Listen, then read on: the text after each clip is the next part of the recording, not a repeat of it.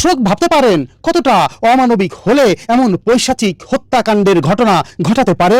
মাত্র 15 বছর বয়সের এক কিশোর, যে কিনা জীবন ও জীবিকার তাগিদে সংসারের হাল ধরতে চালানো শুরু করেছিল অটোরিকশা, সেই কিশোরের উপরেই যেন শকুনের নজর পড়ল। 21 এপ্রিল 2022 তারিখ অটোরিকশা নিয়ে বেরিয়েছিলেন অন্যান্য দিনের মতোই জীবিকার সন্ধানে।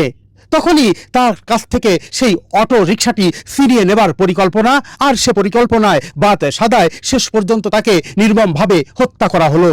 হত্যা করবার পর বস্তায় ভরে তার লাশ পুঁতে রাখা হলো। ঠিকই ধরেছেন, আমি ফরিদপুরের কোতোয়ালি থানার চরমাধবদিয়া ইউনিয়নের লোকমানখা ডাঙ্গির সেই হত্যাকাণ্ডের কথাই বলছি।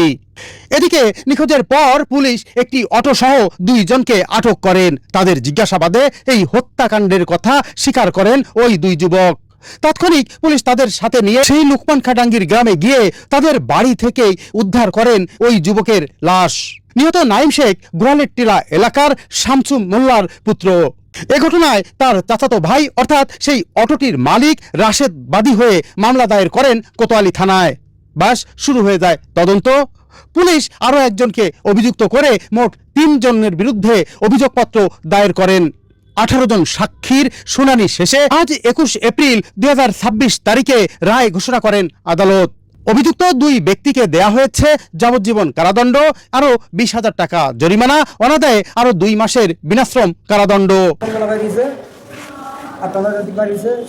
আমরা খোঁজ পাই না যাওয়াতে খোঁজাখাজি করিয়া তাই চেয়ারম্যানের কাছে এলাম। চেয়ারম্যান ফোন দিল রাত মোটামুটি 12-1টার বাজে। আইলাম, আসার পরে চেয়ারম্যান ফোন দিল থানায়, কিন্তু একটা গাড়ি পাওয়া গেছে। যা দেখি কি লোকজন এলাম, আমার বাইসে চাইছে, বললো যে আমাদের এই গাড়ি কিন্তু গাড়ি আছে, কিন্তু এই ড্রাইভার না। আসলাস ওই ড্রাইভার এই যারা গাড়ি মাইরিয়া বাড়ি খুবের নিচে থুইয়া তারপরে গাড়ি পেয়েছে। একটা নৃশংস একটা হত্যাকাণ্ড। আসামি এই মামলার আসামি 3 জন। একজন হলো আসমত শেখ, সাগর মোল্লা, আর একজন হলো শিশু আশিক মণ্ডল, সে শিশু আদালতে সে বিচার হচ্ছে তার বিরুদ্ধে।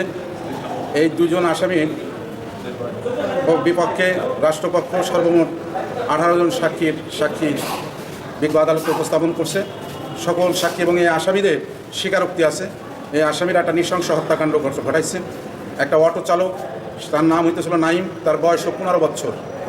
তার জীবনের প্রদীপ জ্বালার আগেই তাকে নৃশংসভাবে হত্যা করছে। তবে এর রায়ে আমরা অত্যন্ত সন্তুষ্ট। তাকে এই 2 জন আসামিকে, আসমত এবং সাগর, এই 2 জন আসামিকে বিজ্ঞ আদালত যাবজ্জীবন সাজা দিছে।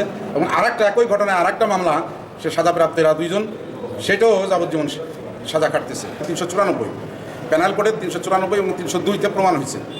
302-তে সে যাবজ্জীবন সাজা তার জন্য রায় হয়েছে, এবং 394 ধারায় তার অভিযোগ প্রমাণিত হয় তাকে 5 বছরের সশ্রম কারাদণ্ড এবং 20,000 টাকা জরিমানা, অনাদায়ে 3 মাসের সাজা।